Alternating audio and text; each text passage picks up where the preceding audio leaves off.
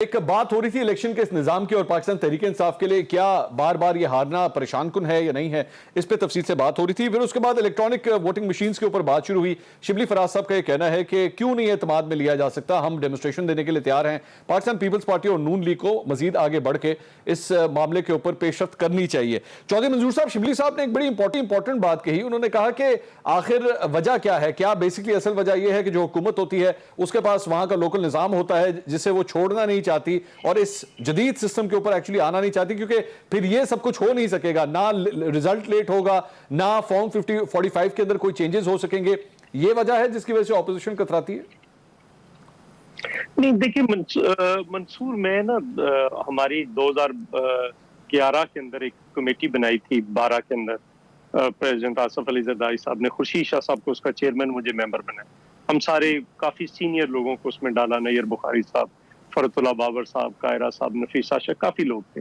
हमारी एक internal party की कमेटी बनी थी। चूंकि हमने 2008 के इलेक्शन का रिव्यू किया था तो उसमें 51 ऐसी सीटें थी जो हमारी छीनी गई ताकि हम एक सिंगल लार्जेस्ट पार्टी ना बन सके। तो उसकी बुनियाद पर जब रिफॉर्म्स कर रहे हैं, मैं इंडिया गया था, वहां पे कुरैशी साहब एक हैं, उनके सीनियर मेंबर थे उस वक्त, बाद में चीफ इलेक्शन कमिश्नर, उनसे मिला, ईवीएम को देखा, वापस आए। हमने टीआईपी और हैवी इलेक्ट्रिकल कॉम्प्लेक्स की मीटिंग भी बुलाई इलेक्शन कमीशन के अंदर, अभी भी वहां पे मिनट्स मौजूद होंगे। उन्होंने कहा कि हम आपको लोकली बना देते हैं। जब हम जरदारी साहब के पास गए, बाकी लोग, जब हमारी एक कोर कमेटी की मीटिंग हुई, उन्होंने कहा कि अगर इसमें कोई रिजल्ट ही फीड कर दे तो आप क्या कर लेंगे। क्योंकि पाकिस्तान का मसला, ये इंडिया की मिसाल दे रहे थे, तो इंडिया में तो इलेक्शन कमीशन जब ईवीएम नहीं थी तब भी कोई एतराज नहीं करता था। अच्छा। मसला तो पाकिस्तान का है। अब जिसका नतीजा क्या निकला कि आरटीएस सिस्टम बैठने के बाद खदशात और बढ़ गए।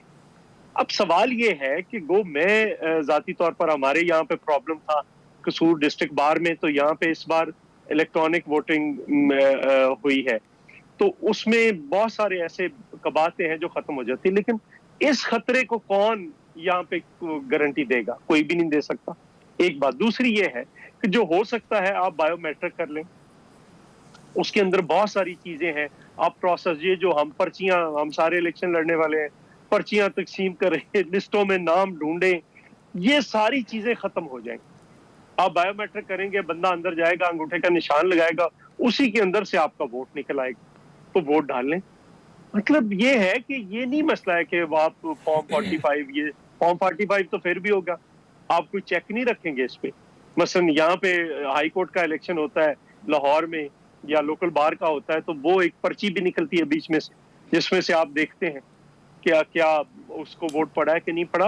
ये एक डिबेटेबल चीज है। अच्छा। एक डिबेटेबल चीज है, लेकिन असल सवाल फिर वही है कि क्या इस मुल्क में फेयर एंड फ्री इलेक्शन कराना जिसकी जिम्मेदारी है, क्या उसकी सिर्फ जिम्मेदारी है वो फेयर एंड फ्री इलेक्शन कराए? यहाँ पे पार्टियां तोड़ दी जाती हैं, इत्तेहाद बनवा दिए जाते हैं, एक पार्टी को फारिग कर दिया जाता है, दूसरी पार्टी को उठाकर आउट ऑफ ब्लू ले आया जाता है। ये सारे इश्यूज का क्या इलाज? असल इश्यूज तो ये है, असल इश्यूज ये है। ठीक है, मेरी पार्टी से उठाकर बंदे उधर दाखिल कर दिए जाते हैं। उधर मतलब डस्का में 2008 में हमारे एजाज चीमा थे, वो 2008 में 2013 में इलेक्शन लड़े, उन्होंने 70,000 से ऊपर वोट दिए, पीटीआई में ले गए, पीटीआई में फिर टिकट भी नहीं मिला, अभी ले गए। कौन ले गए? चॉइस साहब ले जाने वाले ले गए। इमरान खान साहब होंगे ना, इमरान खान साहब ले गए, मतलब ये भी तो हो सकता है जिस तरह जरदारी साहब ले जाते हैं।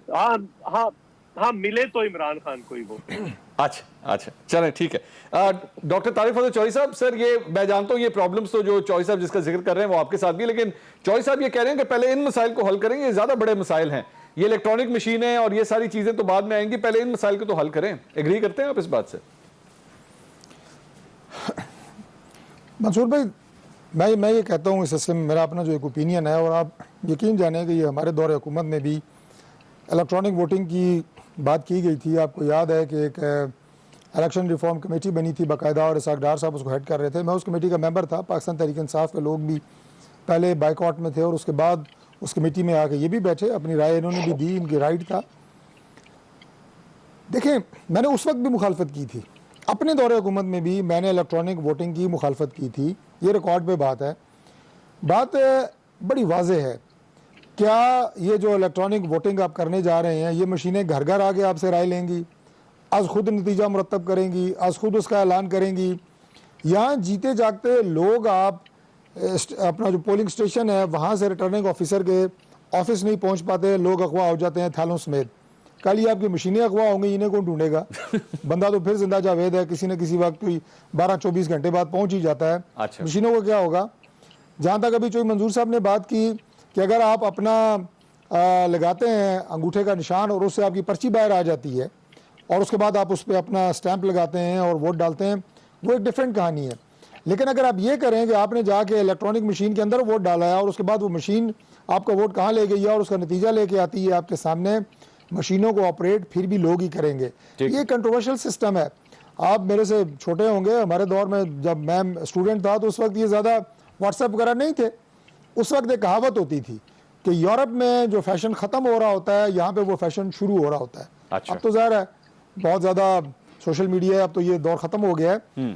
तो ये जो इलेक्ट्रॉनिक मशीन वाली बात है, ये बिल्कुल ऐसे ही है।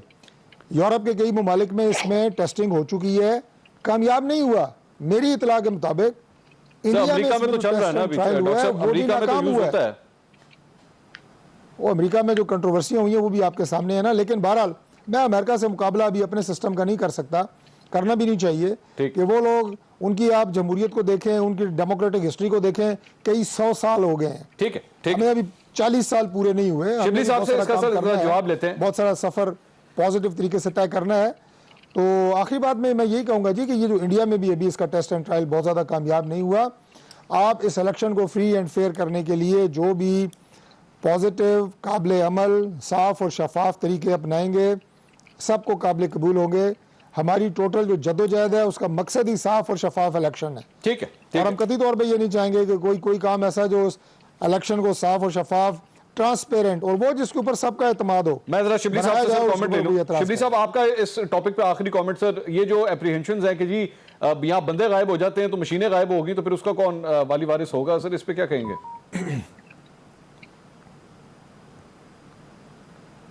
शिबली साहब सुन सकते हैं मुझे आप? नाज़रीन, हुकूमत को आवाज नहीं आ रही, एक ब्रेक लेते हैं। ब्रेक के बाद इस डिस्कशन को आगे बढ़ाएंगे। हमारे साथ रहिए। नाज़रीन, welcome back after the break. Election के निजाम के हवाले से तो काफी तफसील से बात हुई। आज वजीर खजाना शौकत तरीन साहब ने एक प्रेस कॉन्फ्रेंस की और उस प्रेस कॉन्फ्रेंस में बड़ी एक इंटरेस्टिंग बात की और उसका ताल्लुक नैब के साथ था। क्या फरमाया शौकत तरीन साहब ने, जरा सुनिएगा। हमारी ब्यूरोक्रेसी इस वक्त जो है वो डरी हुई है, नैब से डरी हुई है। अगर पहले तो आप ब्यूरोक्रेसी की बात करते थे कि जी वो जरा थोड़ा रुकावट करते हैं, आज तो बिल्कुल ब्रेकें लगी हुई हैं। तो इसको हमने ठीक करना है। मैं इस पे और कोई नहीं कहूंगा नैब पे कि क्या होगा, लेकिन इसको ठीक करना है। ये शौकत तरीन साहब की आपने गुफ्तगू सुनी। शिबली साहब, ब्यूरोक्रेसी के साथ हमने ये जो फिरदौस आशिक अवान साहिबा का मसला है, एक इंसिडेंट हुआ, हमने वो देखा। आज शौकत तरीन साहब भी ये फरमा रहे हैं कि नैब की वजह से ब्यूरोक्रेसी डरी हुई है, ब्यूरोक्रेसी ने बिल्कुल काम रोका हुआ है। आपके ख्याल में मुश्किल नहीं पेश आ रही नैब की वजह से ब्यूरोक्रेसी के साथ? हुकूमत का लग रहा है कि जो कनेक्शन है वो डिस्कनेक्ट हो चुका है। नहीं, देखिए बात यह है कि हमारी तो कोशिश यही है कि जो नैब के साथ हमारे हुकूमत के लेवल पे उस पर कोई इन्फ्लुएंस ना हो, लेकिन साथ ही साथ में जो परसेप्शन जो बन गया है, जो कि जिस तरह के एक माहौल बन गया है जिसमें कि लोग, इसमें कोई शक नहीं है कि मेजर डिसीजंस लेने से घबराते हैं। और ये चीज एक ऐसी वो है, एक मुश्किल है जो कि आपकी जो चीजें हैं जिस फ्लो में हुकूमत करना चाह रही है, शायद उस तरह कुछ जगहों पे नहीं हो रही। तो ये उनकी ऑब्जर्वेशन, मैं उससे काफी हद तक इत्तेफाक भी करता हूँ, क्योंकि जब तक हमें चीजों को स्ट्रीमलाइन नहीं हो सकेगी तो उस वक्त तक मुश्किलात होंगी। अब जहां तक के नैब का ताल्लुक है, उसमें जाहिर है कि अपोजिशन का भी एक बहुत अहम रोल है।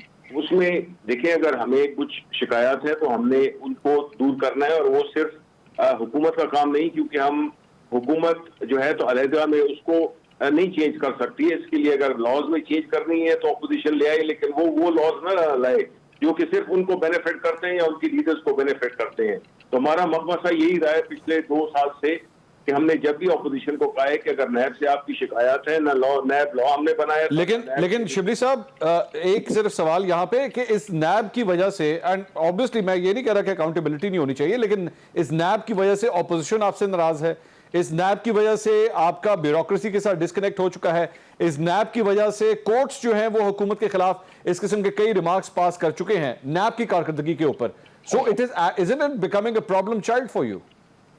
देखिए, इसमें तो कोई शक नहीं है कि जो नैब का जो जहां तक इदारा है, मैं ये कह रहा था कि इसको ठीक करने की जरूरत है, इसमें रिफॉर्म्स की भी जरूरत है.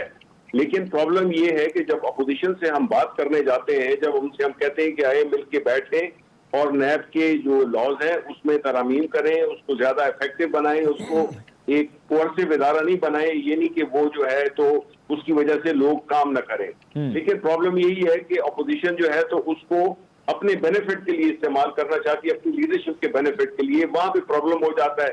सो एक ऐसी सिचुएशन क्रिएट हो जाती है जिससे कि न नैब लॉज चेंज होते हैं और उसको ये एक पॉलिटिकल टूल के तौर पे भी इस्तेमाल करते हैं अपोजिशन वाले, जिसमें कि ये यही कंप्लेन करते हैं बिकॉज जिसको भी वो पकड़ा जाए वो जत्थे लेके पहुंच जाता है. अब ये भी तो नहीं है ना, अगर आपको कोई, ये जरूरी नहीं होता कि जो अदालतों में जो मुकदमे लगे हुए हैं पिछले 15 साल से, 20 साल से, तो जरूरी यही नहीं है कि आप कहें कि जी वो तो मेरे खिलाफ काम कर रहा है. आपको जाना चाहिए, सवालात का जवाब देना चाहिए. लेकिन होता ये, हमने यही देखा कि जो अपोजिशन लीडरशिप को जब भी नैब बुलाए और वो ऐसे बनते हैं जैसे कि बिल्कुल दूध के धुले हुए हैं, वो जत्थे लेके पहुंच जाते हैं. अब आप देख लें लेटली उसमें जब मरियम नवाज को जब बुलाया गया था तो उन्होंने पूरा वहां पे वो जलसे और वो जुलूस लेके पहुंच गई. तो ये चीज जो है तो ये एक्सेप्टेबल नहीं है. ये तो हमें देखना होगा बहैसियत पार्लियामेंट, बहैसियत कौम, कि किस तरह से हम उन इदारों को ज्यादा डेमोक्रेटिक कर सकते हैं. डेमोक्रेटिक